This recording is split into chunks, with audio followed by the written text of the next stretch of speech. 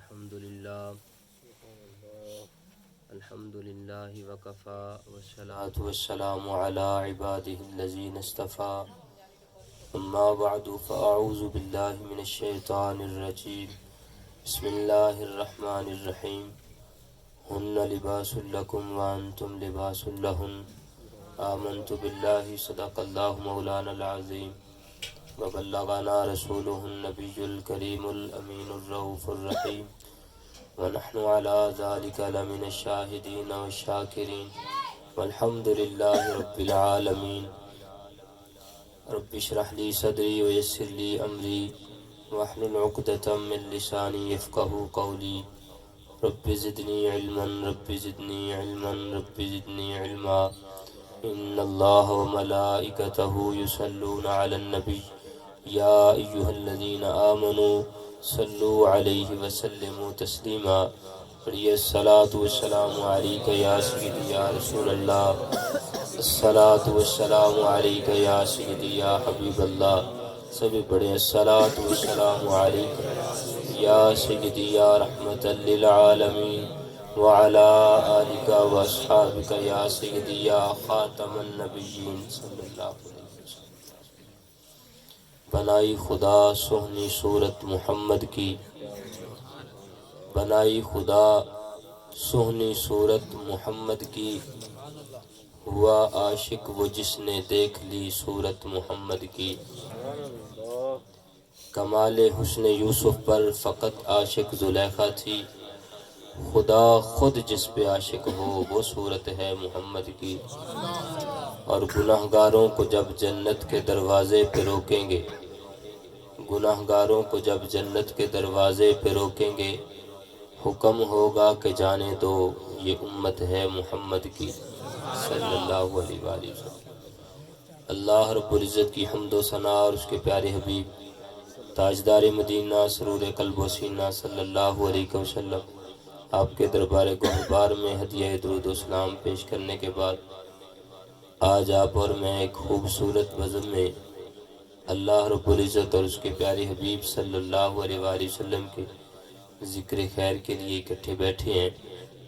اللہ تعالیٰ کی بارگاہ میں دعا کرتے ہیں کہ اللہ تعالیٰ ہم سب کا مل بیٹھنا اپنی بارگاہ میں قبول فرمائے، اس محفل پاک کو اللہ تعالیٰ اپنی بارگاہ میں قبول فرما کے قیامت کے روز ہم سب کی شفاعت و بخشش کا وسیلہ بنائے۔ حضرات ذی وقار، اللہ رب العزت کا بے بہا فضل ہے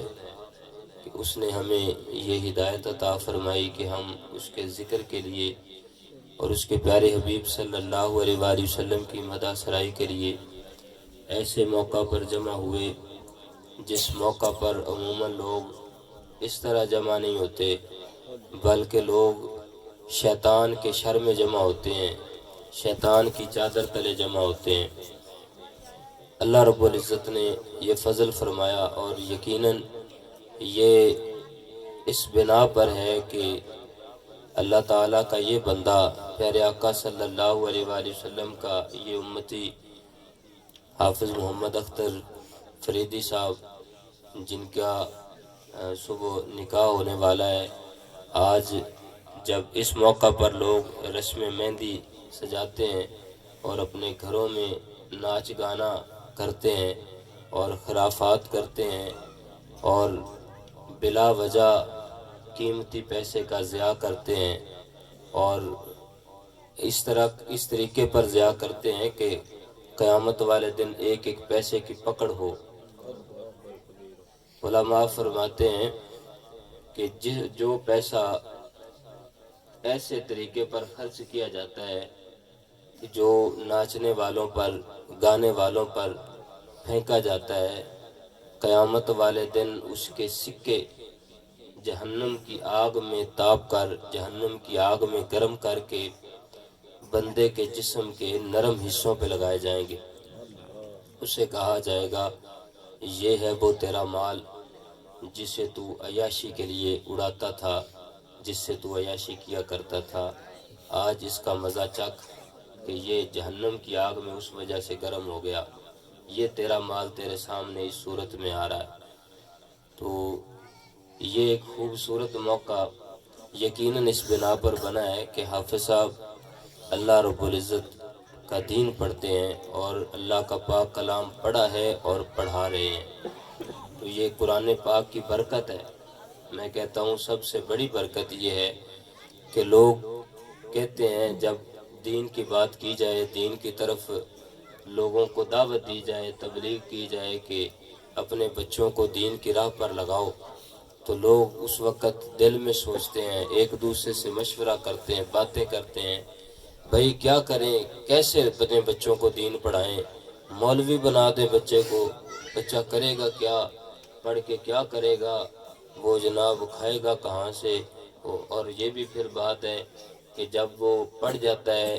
اللہ رب العزت اسے عطا فرماتا ہے، اسے کھانے کو ملتا ہے، تو پھر کہتے ہیں مولوی یہ نہ کھانے۔ پہلے کہتے ہیں کہ یہ پڑھے گا، پہلے کہنے نہیں جی پڑھے گا تے کھاوے گا کتوں، مولوی بن گیا تے کھاوے گا کتوں۔ تے جدوں مولوی بن جاندے نے تے اللہ تعالیٰ دیندا ہے کھان نوں، انہوں نے آدھے نوکراں نہیں دینا تے کنوں دینا ہے؟ ہر بندہ اپنے نوکراں دا خیال کردا ہے جڑے گھر چ رکھے ہوندے نے، تے جڑے اللہ نے اپنے گھر چ رکھے ہوندے نے انہاں دا انہیں خیال نہیں فرمانا تے کنے کرنا ہے؟ تے جدوں اللہ تعالیٰ پھر مولویاں نوں دیندا ہے تے مولویاں دے اگے مختلف قسم دے کھانے آندے نے تے پھر کہندے نے مولوی کھاندے کیناں نے۔ تو بہرحال میں یہاں یہ بات کرنے جا رہا ہوں کہ سب سے بڑا ثمر یہ ہے،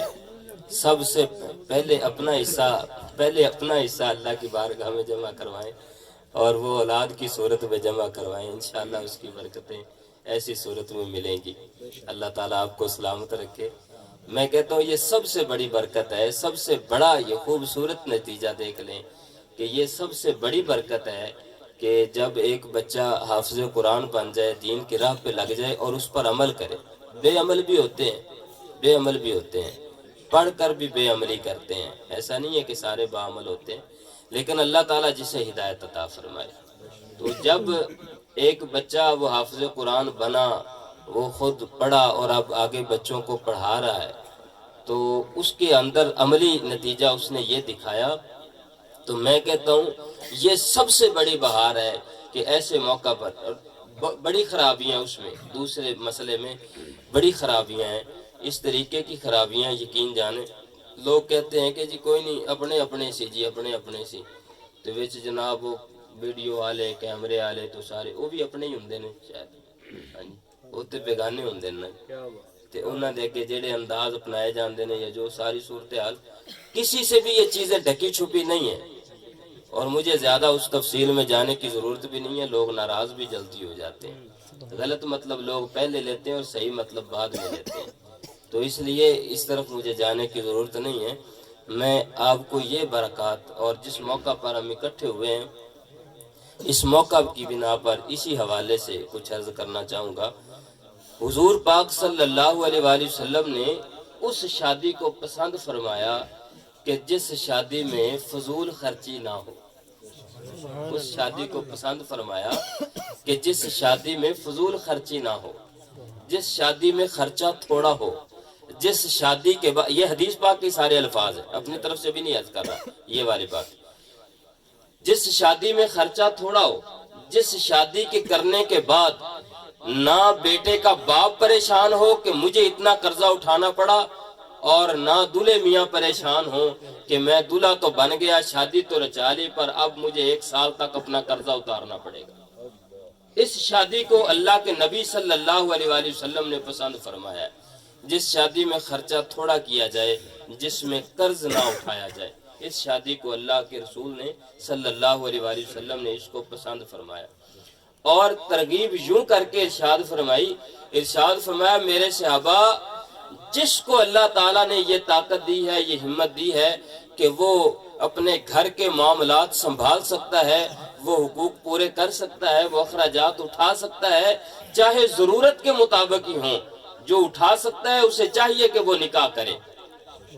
ایسے سب جوانوں کو چاہیے کہ وہ نکاح کریں۔ حضور پاک صلی اللہ علیہ وآلہ وسلم نے اپنے صحابہ کرام کو حکم دیا، کیوں؟ ایک موقع ایسا تھا کہ صحابہ کرام علیہم رضوان نے دیکھا کہ کہ پیارے آقا صلی اللہ علیہ وآلہ وسلم تو سارا دن بھی اللہ کی یاد میں رہتے ہیں، ذکر کرتے ہیں، نمازیں ہمارے ساتھ فرائض پڑھنے کے بعد حضور پاک صلی اللہ علیہ وآلہ وسلم عموماً مغرب کی نماز پڑھاتے تو مغرب سے عشاء تک سرکار نفل پڑھتے رہتے۔ عشاء کی نماز پڑھا کے سرکار گھر تشریف لے جاتے، کچھ دیر آرام فرماتے تو اس کے بعد اٹھ کے پھر نفل نماز شروع کر دیتے، اور قرآن پاک کی تلاوت یوں کرتے، سرکار دو عالم صلی اللہ علیہ وسلم اس طرح تلاوت فرماتے کہ تلاوت فرماتے ہوئے سرکار کی چشمان مبارک چھما چھم برسنے لگتی، سرکار کی داڑھی مبارک جو ہوتی وہ موتیوں سے بھری جاتی، یعنی حضور کی چشمان مبارک سے بہنے والے وہ خوبصورت چمکدار آنسوؤں سے داڑھی مبارک حضور کی چمکنے لگتی، حضور کا کرتا مبارک بھیگ جاتا، سرکار ساری رات مصلی پر کھڑے کھڑے اللہ کا پاک کلام ہی پڑھتے رہتے، نفل ہی پڑھتے رہتے۔ تو صحابہ کرام علیہم رضوان نے ایک مرتبہ آپس میں یہ فیصلہ کیا، مشورہ کیا، اور یہ فیصلہ کیا کہ حضور پاک صلی اللہ علیہ وآلہ وسلم کے ہم امتی ہیں، وہ امتی ہی کیا جو حضور کی اداؤں کو نہ اپنائے، وہ امتی کیا، ہم جو حضور کے غلام ہیں تو ہمیں چاہیے نا کہ حضور کے نقش قدم پر بھی چلیں، حضور کی اداؤں کو بھی اپنائیں۔ تو حضور پاک صلی اللہ علیہ وآلہ وسلم تو اس طرح عبادات کرتے ہیں، تو ہمارا یہ خیال ہے کہ ہم اپنے گھر بار کو چھوڑیں، ہم نکاح نہیں کرتے، شادیاں نہیں کریں گے، اولاد کے ہم چکر میں نہیں پڑیں گے، ہم یہ کرتے ہیں کہ یا تو یہاں سے ہم دنیا کو چھوڑ کر ہم جنگل کی طرف چلے جاتے ہیں، وہاں دن رات بس اللہ اللہ کریں گے، یا پھر یہاں ہمارا اور کوئی نہیں ہوگا، گھر بار نہیں ہوگا، ہم بس اللہ کی یاد میں رہیں گے، اسی کی عبادت کریں گے۔ حضور پاک صلی اللہ علیہ وآلہ وسلم کو جب ان کا یہ ارادہ پتہ چلا تو پیارے آقا صلی اللہ علیہ وآلہ وسلم نے ارشاد فرمایا، میرے صحابہ النکاح من سنتی فمن راغب عن سنتی فلیس منی، میرے صحابہ نکاح میری سنت ہے، اور جو اس سے بھاگے وہ پھر میرا نہیں ہے، جو اس سے بھاگے وہ میرا نہیں ہے۔ تم دیکھتے نہیں میرے صحابہ، تم دیکھتے نہیں کہ میں تمہارے درمیان موجود ہوں، میں اللہ کے دین کی تبلیغ کر رہا ہوں، تم دیکھتے نہیں میں نماز بھی پڑھتا ہوں، میں کھانا بھی کھاتا ہوں، میری بیویاں بھی ہیں، میرے بچے بھی ہیں، تو میں سب کچھ جب میں کرتا ہوں تمہارے اندر رہ کر، میں گھر والوں کے بھی حقوق پورے کرتا ہوں، میں اپنے جسم کے حقوق بھی پورے کرتا ہوں، جس طریقے میں رہ رہا ہوں اسی طریقے تم بھی رہو۔ یاد رہے کہ میرے دین کے اندر رہبانیت نہیں ہے، رہبانیت اس کو کہتے تھے کہ نکل جانا، گھر کو چھوڑ کر تارک دنیا ہو جانا، دنیا کو چھوڑ کر جنگل میں ڈیرے لگا لینا، الگ جا کے جھونپڑیاں بسا لینا، اس کو رہبانیت کہتے ہیں۔ حضور نے فرمایا میرے صحابہ میرے دین میں رہبانیت نہیں ہے، میرا دین ایسا ہے، میرا دین یہ میانہ روی کا دین ہے، یہ ایسا دین ہے کہ اس میں اپنے جسم کے حقوق بھی ادا کرنے، اور اللہ رب العزت نے یہ انسان کی فطرت بنائی، یہ فطرت بنائی ہے انسان کی، یہ ضرورت ہے انسان کی، اس سے کوئی بندہ بھاگ نہیں سکتا، اور جو بھاگے، میں نے ابھی حدیث پاک سنائی ہے، اس سے بندے کو بھاگنا نہیں چاہیے، اس لیے کہ بندے کی فطرت کے اندر کچھ جذبات ایسے ہیں کہ کچھ بندے کی فطرت کے اندر اللہ تعالیٰ نے خواہش رکھی، اور یہی تو وہ خواہشات ہیں جو بندے کو فرشتوں سے برتر کرتی ہیں، یہ بری نہیں ہے، اگر ان کو ٹھیک چلایا جائے تو، اگر ان کا استعمال ٹھیک کیا جائے تو پھر یہ بری خواہشات نہیں ہیں، یہ وہ خواہشات ہیں جو بندے کو فرشتوں سے عظیم بناتی ہیں، یہ وہ خواہشات ہیں جو بندے کو مسجود ملائک بناتی ہیں۔ اسی لیے علامہ اقبال رحمۃ اللہ علیہ نے کہا تھا کہ فرشتہ بن کے رہنے سے میری توقیر گھٹتی ہے، میں مسجود ملائک ہوں، مجھے انسان ہی رہنے دو۔ یہ خواہشات فرشتوں کے اندر خواہشات نہیں ہیں، فرشتوں کو لباس کی ضرورت نہیں ہے، فرشتوں کو بیوی بچوں کی ضرورت نہیں ہے، انہیں نکاح کی ضرورت نہیں ہے، ان کے اندر خواہشات نہیں ہیں، ان کے اندر یہ جذبات نہیں ہیں، وہ صرف اور صرف ہر چیز سے بے نیاز ہو کر صرف اللہ کی تسبیح کرتے رہتے ہیں، اللہ اللہ کرتے ہیں، ان کا کام سے ان کا کھانا بھی یہی ہے، ان کا پینا بھی یہی ہے، بس اللہ اللہ، اللہ کی تسبیح کرنا ہے ان کا کھانا ہے، اللہ کی تسبیح کرنا ہے ان کا پینا ہے، نہ انہیں گھر میں رہنے کے لیے جگہ کی ضرورت ہے، نہ لباس کی ضرورت ہے، نہ بیوی بچوں کی ضرورت ہے، انہیں کسی چیز کی ضرورت نہیں۔ لیکن انسان جب بنایا تو انہوں نے اسی چیز پر اعتراض کیا، انہوں نے کہا مالک جو تو انسان بنا رہا ہے نا، اس کے اندر جو تو خواہشات پیدا کر رہا ہے، جو جذبات تو اس کے اندر رکھ رہا ہے، جو فطرت اس کی بنا رہا ہے، یہ انسان تو اس فطرت میں جائے گا، یہ خواہشات میں جائے گا، ان کی پیروی کرے گا تو یہ تو حیوانوں سے بدتر ہو جائے گا، یہ پھر خون ریزی کرے گا، یہ دنگا فساد کرے گا۔ ہاں بالکل، ایسا ہی ہے اگر اپنی خواہشات کو انسان بے راہ روی کی طرف لگائے تو پھر یہ انسان یہ حیوانوں سے بھی بدتر ہے، پھر جانوروں سے بھی بدتر ہے۔ لیکن اگر یہ انسان ان کے اندر تو خواہشات نہیں ہیں، انہیں تو ضرورت نہیں ہے کسی چیز کی، اس لیے ان کا کھانا پینا ہی اللہ اللہ ہے، وہ کرتے ہیں، اور انسان کے اندر خواہشات ہیں۔ جب بندہ اپنی خواہشات کو اللہ اور اللہ کے رسول کے تابع کر لے، جب بندہ اللہ اور اللہ کے رسول کی رضا میں اپنی رضا کو شامل کر دے، انہی کی رضا میں خوش ہو جائے، انہی کی خوشی میں خوش ہو جائے، اور اپنی خواہشات کو اللہ اور اللہ کے رسول کا تابع کر دے، جب بندہ ان خواہشات کے ہوتے ہوئے اپنی بیوی بچے کو گھر میں بٹھا کر تحفظ کے ساتھ بندہ اٹھے اور اللہ کی بارگاہ میں چلا جائے، اسے کھانے کی بھی فکر ہے، پہننے کی بھی فکر ہے، پینے کی بھی فکر ہے، گھر کی جگہ کی بھی فکر ہے، اور ہر چیز کی فکر اپنی جگہ رکھے، اور بندہ سب کو ایک مرتبہ موقوف کر کے اللہ کی بارگاہ میں جب جا کے سجدہ جھکاتا ہے، پھر میرا رب بھی فرشتوں میں بیٹھ کے فخر فرماتا ہے۔ پھر میرا رب فرماتا ہے میرے فرشتوں، میں نے نہیں کہا تھا انی اعلم ما لا تعلمون، میں نے نہیں کہا تھا کہ جو میں جانتا ہوں تم نہیں جانتے، دیکھو تمہارے اندر تو خواہش ہی نہیں تھی اس لیے تم تو یہ کرتے ہو، دیکھو میرا بندہ ساری خواہشات کو چھوڑ کر میری بارگاہ میں آ گیا۔ سبحان اللہ۔ جب بندہ خواہشات پر کنٹرول کر لیتا ہے، ان کو قابو کر لیتا ہے اور قابو کر کے اللہ کی بارگاہ میں چلا جاتا ہے، تو پھر فرشتوں کا جو اس کو سجدہ کرنا اس کا حق ادا ہو جاتا ہے، پھر اس کی عزت فرشتوں سے بھی بڑھ جاتی ہے۔ اور یہ ضرورت ہے بندے کی، یہ ایک فطرت ہے بندے کی، اس فطرت پر قابو پانے کے لیے اللہ تعالیٰ نے ایک خوبصورت نظام دیا ہے، بجائے اس کے کہ بندہ اپنے اعضاء کا غلط استعمال کرے۔ حضور پاک صلی اللہ علیہ وآلہ وسلم نے ارشاد فرمایا میرے صحابہ تم چاہتے ہو کہ میں تمہیں جنت کی ضمانت دے دوں، جنت کی گارنٹی دے دوں؟ عرض کرنے لگے یا رسول اللہ ایسی مہربانی ہو جائے تو اور ہمیں کیا چاہیے،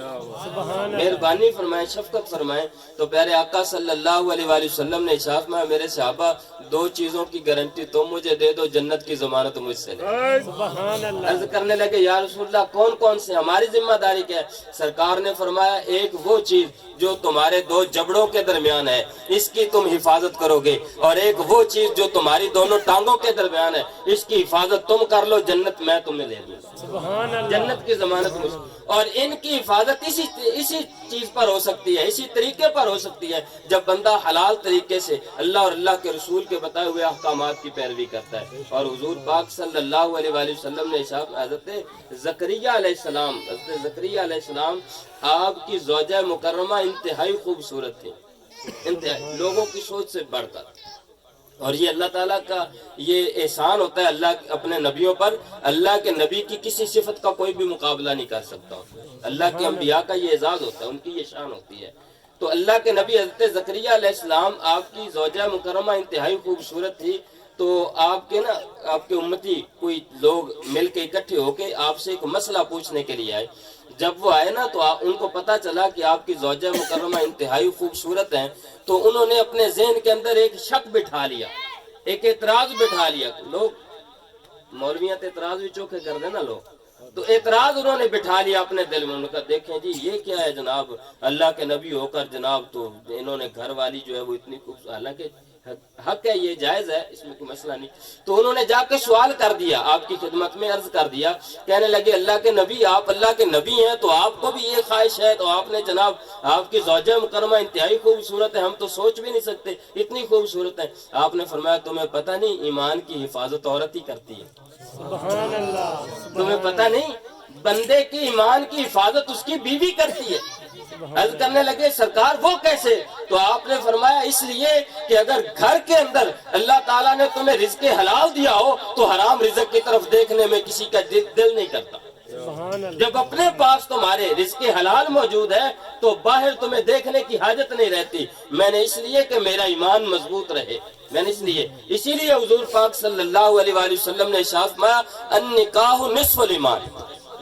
کہ نکاح سے بندے کا آدھا ایمان کامل ہو جاتا ہے، اور فرمایا آدھا ایمان اس سے مکمل ہو جاتا ہے، اور باقی آدھا ایمان یہ ہے کہ بندہ اللہ سے ڈرتا رہے، اپنے دل کے اندر اللہ کا ڈر رکھے، باقی بندے کا ایمان کامل ہو جاتا ہے۔ اب تک حافظ صاحب نمازیں پڑھاتے رہے، پڑھا رہے ہیں اللہ کے فضل سے، قرآن پاک پڑھا رہے ہیں، نیکیاں کما رہے ہیں دن رات، ایک ایک حرف پہ 10 نیکیاں ان کو بھی مل رہی ہیں، بچوں کو بھی، ان کے والدین کو بھی، ان کے دادی دادا کو بھی، ان کے والدین کو بھی، سب کو مل رہی ہیں اللہ کے فضل سے۔ لیکن یاد رکھیں جب تک بندہ غیر شادی شدہ، یہ نہیں کہ اس کو فضیلت نہیں ہے، اس کو فضیلت مل رہی ہے، جتنا کام نیکی کا کر رہا ہے ان کو درجہ مل رہا ہے، لیکن جب نکاح ہو جاتا ہے، جب شادی ہو جاتی ہے تو ایک ایک نیکی کا اجر 70 گنا بڑھ جاتا ہے۔ نکاح کی اتنی برکتیں، ایک ایک نیکی کا اجر 70 گنا تک بڑھا دیا جاتا ہے۔ اب ایک نماز پڑھائے گا حافظ صاحب، جو پہلے ایک پڑھاتا تھا تو ایک نماز کا ثواب ملتا تھا، اب وہی حافظ صاحب جب شادی شدہ ہو کر ایک نماز پڑھائے گا تو 70 نمازوں کا ثواب ملے گا، پڑھنے والے کو بھی اور پڑھانے والوں کو، پڑھنے والوں کو بھی اور پڑھانے والے کو، 70 گنا تک نیکی۔ اور صرف یہی نہیں، اس کے ساتھ ساتھ بندے کے رزق حلال میں بھی اضافہ ہو جاتا ہے۔ سبحان اللہ۔ اور یہ بات کسی بزرگ کی نہیں، سب کسی عام دنیا دار بندے کی نہیں، میری تیری نہیں، یہ بات صحابہ کرام علیہ رضوان کی ہے، سبحان اللہ۔ یہ ان کی ہے۔ وہ آپس میں ایک دوسرے کو کہا کرتے تھے نکاح کر لو، اللہ تعالیٰ تمہارے رزق میں برکتیں عطا فرمائے۔ اور جو شخص نکاح کر لیتا تھا، دیکھیں ہر شخص، ہمارا ایمان ہے، سب کا ایمان ہے، ہمارا یہ ایمان ہے کہ جتنے اللہ تعالیٰ گھر والے دیتا ہے، گھر والی مطلب اولاد، جتنے اہل ہوتے ہیں، عیال ہوتے ہیں، بچے بیوی، جتنے اللہ تعالیٰ دیتا ہے نا اتنا اللہ تعالیٰ رزق بھی عطا فرماتا ہے۔ ہر مہمان بھی آتا ہے تو وہ اپنا رزق ساتھ لے کر آتا ہے۔ تو ایک خاتون جو کھانا چلانے والی مطلب گھر بنانے والی ہوتی ہے، اللہ رب العزت اگر وہ نیک ہو، پارسا ہو، تو اللہ تعالیٰ اس کی وجہ سے گھر میں کئی برکتیں عطا فرماتا ہے، رزق میں بھی۔ وہ گھر میں گھر بسانے والی گھر میں برکت کا ذریعہ بن جاتی ہے اور وہ گھر کو جنت بنا لیتی ہے، جنت بنا لیتی ہے۔ اس کے بعد حقوق کی بات آتی ہے۔ حضور پاک صلی اللہ علیہ وآلہ وسلم نے یہ ترغیب دلائی، ایک بات یہ ایک حدیث پاک اور سنتے جائیں۔ حضور پاک صلی اللہ علیہ وآلہ وسلم نے جب صحابہ کرام علیہ رضوان کو ترغیب دلائی نا نکاح کی، تو ساتھ ہی یہ بھی ارشاد فرمایا میرے صحابہ سارے نبیوں کی 4 سنتیں سارے نبیوں کی متواتر ہیں، 4 سنتیں ایسی ہیں جو تمام انبیاء کی متواتر ہیں، سب کی سنتیں ہیں۔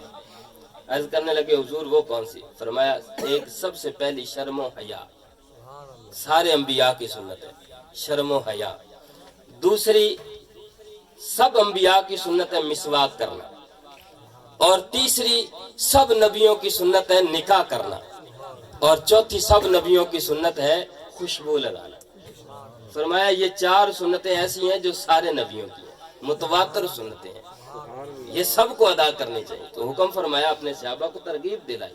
کہ اللہ تعالیٰ نے اگر تمہیں یہ طاقت دی ہے کہ تم تمام حقوق پورے کر سکتے ہو تو پھر تمہیں چاہیے کہ تم نکاح کرو، اور اگر نہیں کر سکتے تو پھر تم وقتاً فوقتاً روزے رکھا کرو، تاکہ پھر تمہاری خواہشات جو ہیں وہ ابھرے نہیں بلکہ وہ پھر تمہارے قابو کے اندر رہے۔ اس لیے وقتاً فوقتاً روزے رکھا کرو، روزے رکھنے سے بندے کی خواہشات اس کے قابو میں رہتی ہیں۔ نکاح کے بعد پھر اب اس کے حقوق آ جاتے ہیں۔ اللہ تعالیٰ ارشاد فرماتا ہے ہن لباس لکم وانتم لباس لہن۔ ارشاد فرمایا یاد رکھو اللہ کے بندو،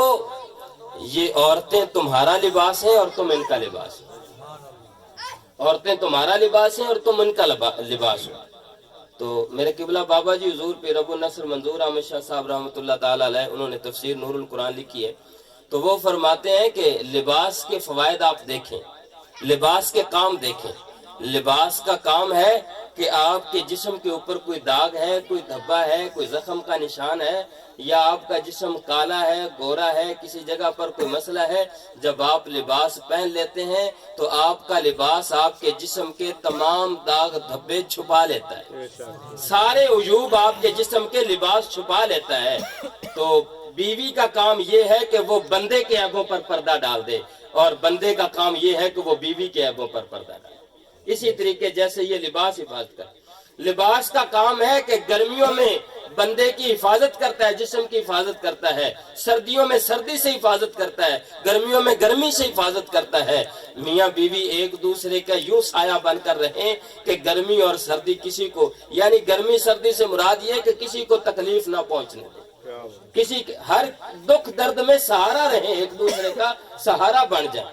اور فرماتے ہیں کہ ایک چیز اور بھی دیکھنی چاہیے ساتھ میں. ہمارے ہاں خاص طور پر یہ دیہاتوں میں گاؤں میں ایسے ہوتا ہے، عموماً لوگ جو ہیں وہ تعلیم یافتہ کم ہوتے ہیں، تعلیم کی طرف تھوڑی توجہ دیتے ہیں. پھر ہوتا کیا ہے، دینی تعلیم کی طرف خاص طور پر. دنیاوی تعلیم تو ہر طرف لوگ کوشش کر لیتے ہیں، چاہے وہ جہاں بھی بیٹھے ہوں، لیکن دینی تعلیم پھر اس کا فقدان ہوتا ہے، کم ہوتی. پھر ہوتا کیا ہے، اس کا نتیجہ کیا نکلتا ہے، گھر میں تھوڑا بہت جھگڑا ہوتا ہے تو گھر اجاڑ کے بیٹھ جاتے ہیں، اور پھر جا کے مسئلہ پوچھنا شروع کر دیتے ہیں. قاری صاحب جی، حضرت صاحب جی، مولانا صاحب، کسی کو بھی جامت ہے، میں اپنی گل نہیں کر، کسی کو بھی جام جا کے کہتے ہیں جی حضرت صاحب مسئلہ دسیا جی میں جی غصے چ آ گیا سا تو غصے جی میں طلاق دے بیٹھا جی. تو ہو گئی تو پھر اگو اللہ دے بندے پھر انہوں نے دس دن کہنے اللہ دے بندے تو سانو یہ جواب دے بھی بھلا کدے کسی پیار نال بھی دیتی؟ طلاق تے ہمیشہ غصے نال، لڑائی چ جی لڑائی چ غصے چ آ گئے سا تو مڑ کی کریے. یہ اصل میں تعلیم کا، دینی تعلیم کا فقدان ہے، وہ نہیں ہے. اگر دینی تعلیم ہو تو فرماتے ہیں ہمارے بزرگان دین مفسرین کرام فرماتے ہیں، وہ فرماتے ہیں اللہ کے بندے جب عورت تیرا لباس ہے اور تو اس کا لباس ہے تو لباس کی یہ خصوصیت ہوتی ہے کہ اگر لباس کو کوئی داغ لگ جائے، اس پہ کوئی میل کچیل آ جائے تو اسے اتار کے پھینک نہیں دیا جاتا، بلکہ لباس کو دھو کے صاف ستھرا کر کے پھر پہن لیا جاتا ہے. تو اگر اس سے کوئی غلطی کوتاہی ہو جائے، کوئی لڑائی جھگڑا ہو جائے، کوئی ماں کی نافرمانی کر دے، تیری ماں کی نافرمانی کر دے، تیرے باپ کی، تو تو یہ سوچنا تو بھی کون سا ماں کا اتنا فرما بردار رہا. تو جو کرتا رہا ماں باپ کی نافرمانی تو اس پر تجھے غصہ نہیں کبھی آیا جب تو ان کی بات نہیں مانتا تھا. بیوی ایک مرتبہ ہی نہ مانے تو ڈنڈا لے کے جناب دوالے پھر تیری یہ ضرورت، تو میرے پیو دی گل نہیں منی، تو میری ماں دی گل. ہاں جی، اس پر تو فرض ہی نہیں ہے. بیوی پر فرض واجب نہیں ہے کہ وہ آپ کی ماں کی فرما برداری کرے، لیکن وہ کرے گی تو اسے اللہ تعالیٰ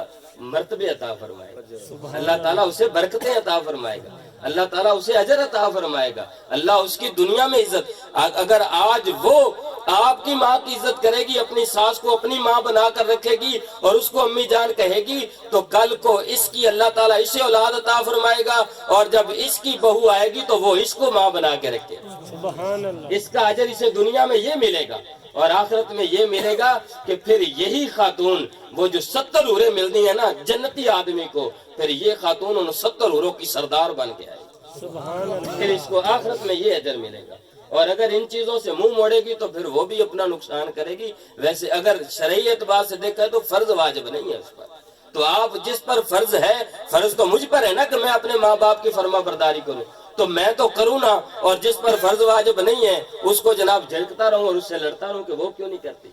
تو یہ باتیں اس وقت ہوتی ہیں جب ہم جانتے نہیں. جب ہم جانتے ہیں کہ اس پر فرض واجب نہیں ہے تو اس لیے ہم پھر اس کو پیار سے ہی سکھا سکتے ہیں، اور عورت پیار سے ہی سمجھتی ہے، لڑائی سے کوئی نہیں سمجھتی. سبحان اللہ. یہ حضور پاک صلی اللہ علیہ وآلہ وسلم نے واضح طور پر ارشاد میں ہے، یہ سمجھ لیں،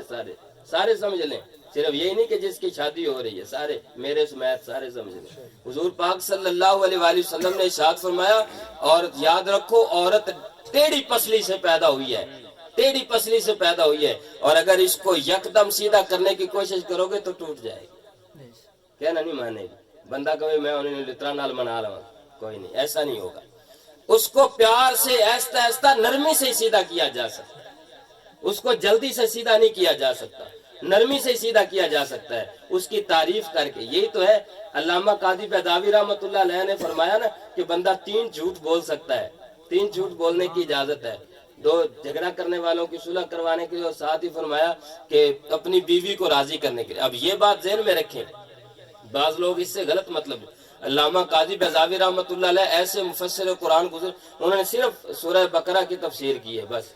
اور اس کے بعد وہ وفات پا گئے. اور تمام مفسرین کرام کا اس بات پر اتفاق ہے، آج کے تمام علماء کرام اس بات پر اتفاق رکھتے ہیں. وہ کہتے ہیں کہ اگر علامہ قاضی بیضاوی رحمۃ اللہ علیہ جتنی تفسیر خوبصورت انہوں نے لکھی ہے، جتنی تفصیل کے ساتھ قرآن پاک کی وضاحت انہوں نے لکھی ہے، اگر وہ پوری قرآن پاک کی تفسیر کر دیتے تو قیامت تک کسی کو ضرورت ہی کوئی نہیں تھی کہ وہ تفسیر کرے. سبحان اللہ. صرف سورہ بقرہ کی تفسیر مکمل ہوئی، وہ وصال فرما گئے. اسی کو ہم پڑھتے ہیں آج کل، بار بار ہمارے سلیبس کے اندر شامل ہوتی ہے درس میں. تو یہ بعض لوگ یہ سمجھتے ہیں کہ جھوٹ جائز ہے تو جو مرضی جھوٹ بولے. نہیں، وہ جھوٹ جو بیوی کے لیے جائز ہے نا، بیوی کو وہ صرف ایک ہی ہے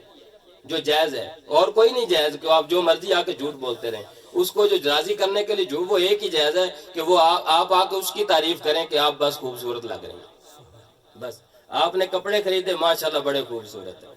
تو بھائی نہ تعریف کرو گے تو کہے گی چل اے نہیں تو لے آ دے، تو پھر پلو لے آنے پہن گے اور لے آنے پہن کے. اس وقت یہی بہترین طریقہ یہی ہے کہ اس کی تعریف کریں، اس کو خوش کریں. اور عورت جو ہے وہ یہ ایک بڑے غور کی بات ہے، بڑی جو ہے نا زبردست بات ہے، حضور پاک صلی اللہ علیہ وآلہ وسلم نے ہمیں سمجھائی ہے. عورت جو ہے وہ اس چیز کو چاہتی ہے کہ اس کی تعریف کی جائے. اگر نہ کی جائے تو پھر عورت کیا کر سکتی ہے؟ میں آپ کو اپنی طرف سے نہیں، میں قبلہ بابا جی حضور کا سنایا ہوا آپ کو ایک لطیفہ بڑا خوبصورت آپ کو سناتا ہوں، ہماری اصلاح کے لیے. یہ اصلاحی بات ہے، کوئی عام لطیفہ نہیں ہے. ہم بخاری شریف پڑھ رہے تھے قبلہ بابا جی حضور کے پاس، اور یہی باب النساء ہم پڑھ رہے تھے، تو قبلہ بابا جی حضور نے ہمیں ایک بات، وہ باتوں میں اسی طریقے جیسے میں بات کر رہا ہوں تو آ گئی، تو قبلہ بابا جی حضور نے اسی بنیاد پر انہوں نے ہمیں ایک بات سنائی کہ عورت اس چیز کو چاہتی ہے کہ اس کی، اور خاص طور پر اس چیز کو چاہتی ہے کہ جو چیز اس کے میکے سے ملے نا، اس کے ماں باپ اسے دیں، اس کی تعریف ضرور کی جائے. آپ سسرال والے اس کو جو مرضی دے دیں، خوبصورت گھر بنا کے دے دیں، آپ اس کو بہترین کپڑے خرید کر دے دیں، آپ اس کو سب کچھ لے کر دے دیں، کوئی بات نہیں، وہ اچھا کر کے رکھے گی، سنبھالے گی، استعمال کرے گی، سب کچھ کرے گی. ایک دن آپ ماچس کی ڈبی نہیں اس کو لا کر دیں گے، ماچس نہیں لا کر دیں گے، وہ کہے گی میں نے اس گھر تو لب پہ ہی کچھ نہیں آئی،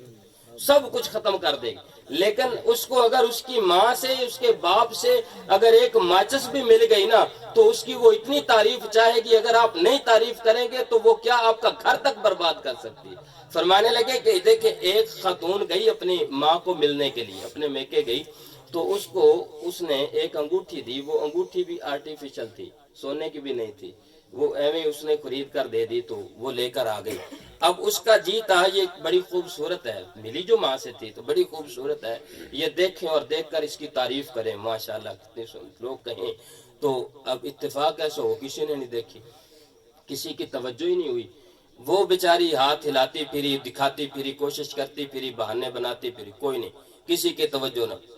وہ کافی دنوں کے بعد جب تنگ آ گئی نا، تو اس نے ایسا کیا کہ اس نے اپنے گھر کو آگ لگا دی. گھر کو آگ لگا دی، سارا سامان جل گیا. تو بعد میں لوگ افسوس کرنے کے لیے آئے، تعزیت کرنے کے لیے. جب لوگ آتے پوچھنے کے لیے کیا ہوا، کیسے ہوا، تو وہ کہتی کہ بس یہ اس طریقے کر کے آگ لگ گئی، سارا کچھ جل گیا جی، بس ایک انگوٹھی بچی جیڑی میری ماں نے دیتی. ٹھیک ہے، سب کچھ جل گیا، گھر دا سارا کچھ، سارا گھر سڑ گیا، بس ایک انگوٹھی بچی جیڑی ماں. صرف ایک انگوٹھی دکھانے کے لیے اس نے یہ کچھ کر دیا. تو بہتر نہیں کہ گھر جلانے سے پہلے اس کی تعریف کر لیں، انگوٹھی پہلے دیکھ کے تعریف کر لیں. یہ ایک بڑی راز کی بات ہے کہ خاتون یہ چاہتی ہے، اور اس کا یہ حق ہے. یہ نہیں کہ لوگ یہ اپنے جناب حضور پاک صلی اللہ علیہ وآلہ وسلم نے ارشاد فرمایا، یہ دین بیان کر رہا ہوں میں، یہ عام باتیں نہ سمجھیں، دین بیان. پیارے آقا صلی اللہ علیہ وآلہ وسلم نے ارشاد فرمایا، دنیا میں خوبصورت بندہ، اچھے اخلاق والا بندہ، معتبر ترین بندہ وہ ہے کہ جو گھر میں جائے تو گھر والے خوش ہو جائیں، جس پر اس کے گھر والے خوش ہیں. وہ باہر بندہ معتبر بھی ہے، باہر بندہ وہ سارا جناب روب والا بندہ بھی ہے جس کے گھر والے اس پر خوش ہوں. وگرنہ باہر وہ بہت بڑا سردار ہو، باہر لوگ اس کے ہاتھ چومتے ہوں، باہر وہ جناب بڑا حضرت صاحب ہو، باہر وہ بڑا پیر صاحب ہو، جب گھر جائے اور بیوی بچے اس کے سہم جائیں، اس سے ڈر جائیں، بچے چھپنے لگیں اور بیوی سہم جائیں کہ آ گیا ہے پتہ نہیں کیا ہو جائے گا. اگر بیوی اس کی ڈر گئی ہے، فرمایا دنیا کی نظر میں جو کچھ ہو، اللہ کی نظر میں اس کا کوئی مول نہیں، کوئی قدر نہیں. اللہ کی بارگاہ میں اس کی قدر اس شخص کی ہے جب گھر میں جائے تو بیوی خوش ہو جائے دیکھ کے، اس کی قدر ہے جب گھر جائے تو بچے بھاگ کے اس سے چمٹ جائیں، بچے خوش ہو جائیں کہ ہمارا ابا جی آ گیا، بیوی خوش ہو جائے کہ میرا سر کا تاج آ گیا. اللہ کی نظر میں اس کی قدر ہے، اس کی ویلیو اللہ کی بارگاہ میں، اللہ کے رسول کی بارگاہ میں. وگرنہ دنیا میں بظاہر تم جو کچھ مرضی بنے پھرو، اگر گھر میں نہیں، گھر والے نہیں تو کچھ بھی نہیں. اس لیے اس کا حق ہے، اس کے حقوق ہیں.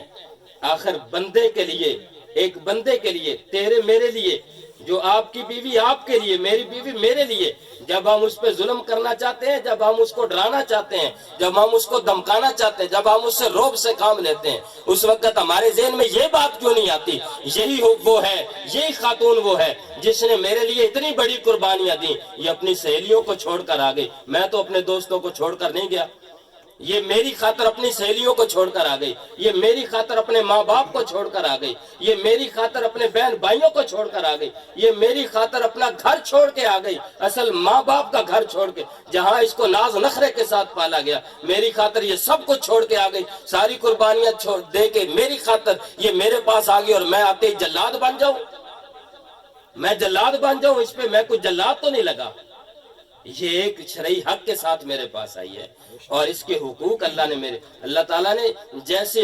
عورت کو میرا لباس قرار دیا ہے، ویسے اللہ تعالیٰ نے مجھے بھی برابر کا حکم دیا کہ میں بھی اس کا لباس ہوں، جیسے اس نے میری عزت کرنی، مجھ پر بھی لازم ہے کہ میں اس کی عزت کروں، اگر میں اس کی عزت نہیں کروں گا تو وہ بھی کبھی میری عزت نہیں کرے گی۔ عزت تبھی ہوگی جب خاوند بیوی کی عزت کرے گا، اس کو عزت کی نگاہ سے دیکھے گا، بیوی اس کو عزت کی نگاہ سے دیکھے گی، جب دونوں ایک دوسرے کی عزت کریں گے تو عزت بڑھے گی۔ گھر میں عزت یوں کر کے بنا کرتی ہے، یوں نہیں بنا کرتی کہ میاں صاحب فنے کہاں بڑھ جائے، یوں کر کے نہیں بنا کرتی، ہمارا دین یہ نہیں سکھاتا، ہمارا دین جہاں یہ کہتا ہے ہننا لباس لکم، وہیں کہتا ہے وانتم لباس لہن، یوں کر کے بالکل برابر کی بات کرتا ہے۔ تو اللہ کے بندو یہ چیزیں، یہ بھی بات بڑی خوش آئند ہے، اصل مبارکباد کے مستحق جو ہیں وہ چچا رحمت علی اس اعتبار سے ہیں کہ آج ان کے گھر کے اندر حضور پاک صلی اللہ علیہ وسلم کے ذکر سے، وگرنہ یقین جانیے ہمارا دل بڑا دکھتا ہے، بڑی ہمیں تکلیف ہوتی ہے اس وقت کے لوگ ہمارے پاس آتے ہیں، ہمارے مدرسے سے بچے لے جاتے ہیں جناب پڑھنے کے لیے، جی پڑھائی کرانی ہے جی، کیوں کرانی ہے جی 10 کو بچے دو جی، پڑھائی کیوں کرانی ہے جی، کل تو چھوڑ دی شادی شروع ہو رہی ہے جناب، تو ایسی چاہنے ابھی اللہ دے نا تو شروع ہو جائے جی، تو پھر کی کرتے ہیں 10 بچے چلے گئے، انہوں نے درود شریف پڑھیا یا قرآن پاک پڑھیا، تو اس تو بعد جناب صبح انہوں نے پڑھ لیا تو شام نو جناب ہوتے کنجر پہ نچے، وہ قرآن پاک کی بھی توہین۔ ہم یقین جانیں، آپ یہ بات ذہن میں رکھیں آج اور سارے جہان کو بتا دیں، ہم دنیا کو کہتے ہیں کہ تم گستاخ قرآن ہو، تم نے قرآن کی گستاخی کر دی، تو قرآن نو کڈ کر دیتی، تو گستاخی کر دیتی، تو قرآن پاک دا ورقہ شہید کر دیتا، تو گستاخی کر دیتی، پتہ نہیں ہے تمہیں جتنے بڑے ہم گستاخ ہیں کوئی بھی نہیں، اس وقت ہم سب سے بڑی گستاخی کر رہے ہیں۔ پہلے ہم قرآن پاک کیا عزت کی ہم نے قرآن پاک کی، پہلے ہم نے قرآن پاک کی تلاوت کرائی گھر میں، اور شام کو ہم نے کنجر نچوانا شروع کر دی، تو قرآن پاک کی اس سے بڑی گستاخی اور توہین کون سی ہو سکتی، آج تک کسی نے نہیں سوچا ہوگا، یہ سب سے بڑی توہین اور گستاخی ہے قرآن پاک کی، ذہن میں بٹھا لیں آج، اور یہ اگر ایسا ہم کرتے ہیں تو پھر ہم سب سے بڑے گستاخ ہیں، کسی پر فتویٰ لگانے سے پہلے اپنے اندر جھانک کے دیکھ لیں کہیں ایسا ہم تو نہیں کر رہے۔ تو یہ اصل ہے مبارکباد، یہ کہ اللہ کے نام سے شروع ہوا، انشاءاللہ ہمیں پوری امید ہے، پورا یقین ہے، میں وہاں نہیں جاتا جہاں مجھے شبہ ہو، نہ میں وہاں بچے بھیجتا ہوں، بعد میں لوگ مجھ سے دھوکہ کر لیں تو کر لیں، میں اپنی طرف سے پہلے پوری تسلی کر لیتا ہوں، بعد میں لوگ مجھ سے کبھی دھوکہ کر لیتے ہیں اور ہو جاتا ہے، دھوکہ تو کر لیتے ہیں لوگ، پہلے مجھے پوری تسلیاں دے، نہیں جی اسی تو دین دے رات کرنا ہے، دین دے طرح ہی کرنا ہے، اسی تو جی میں دین آدھا ہوں ہی کرنا ہے، بعد جناب وہ کر لیندے نے، لیکن یہ دھوکہ میرے نال نہیں، اللہ دے قرآن نال بھی کر دینا۔ لیکن مجھے یہاں پکی امید ہے کہ اس بچے کی اللہ تعالیٰ کے پاک کلام سے تربیت ہوئی ہے، اور اللہ کے پاک کلام کی برکتیں جو ہمیں یہاں نظر آ رہی ہیں انشاءاللہ مستقل مکمل طور پر نظر آئیں گی، گھر کے اندر بھی اور تا حیات ان کے نظر آئیں گی، اور یہ اچھے طریقے سے انشاءاللہ چلائیں گے۔ تو اصل مبارکباد کے مستحق ہیں اس گھر والے تمام جملہ، ان کے والدین، ان کے بھائی بہنیں، اور یہ قبلہ حافظ صاحب، یہ سارے کے سارے مبارکباد کے مستحق ہیں۔ اس موقع پر بڑی خوبصورت اللہ اور اللہ کے رسول کے ذکر کی بزم سجائیے، اللہ تعالی ہم سب کا آنا بھی اپنی بارگاہ میں قبول فرمائے، اللہ تعالی ان کے اس خوبصورت کام کو بھی اللہ تعالیٰ قبول فرمائے، اور اس کی رحمتیں اور برکتیں اللہ ایسی عطا فرمائے کہ ہمیشہ ان کا گھر جو ہے وہ برکتوں سے مہکتا رہے، ہمیشہ خوبصورتی سے مہکتا رہے، ان کے گھر کے اندر ہمیشہ خوبصورتیاں رہیں، اللہ تعالیٰ ساری زندگی ان کو سکھ عطا فرمائے، اللہ شریروں کے شر سے محفوظ فرمائے، حاسدوں کے حسد سے محفوظ فرمائے، اللہ دکھوں سے ان کو نجات عطا فرمائے۔ وآخر دعوانا الحمدللہ رب العالمین۔